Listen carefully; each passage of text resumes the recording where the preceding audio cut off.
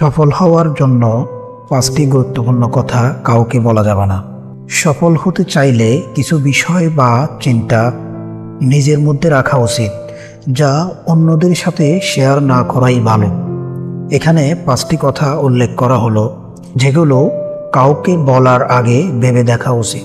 Number 1, আপনার লক্ষ্য এবং পরিকল্পনা সবসময় অন্যদের কাছে প্রকাশ করা উচিত নয়। সেগুলো ব্যক্তিগত রাখলে আপনি আরও মনোযোগী হতে পারবেন এবং অন্যদের নেতিবাচক মন্তব্য বা প্রভাব থেকে বাঁচতে পারবেন।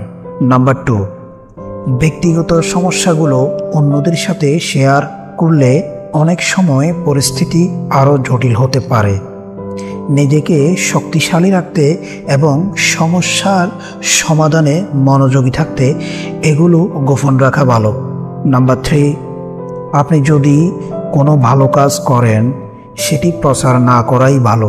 দান বা ভালো কাজের ক্ষেত্রে নম্রতা গুরুত্বপূর্ণ এবং এটি গোপন রাখা আপনার ব্যক্তিত্বের উন্নতি সহায়তা করবে। নাম্বার 4, সফল হতে গেলে দুর্বলতাগুলোকে ঢেকে রাখা উচিত।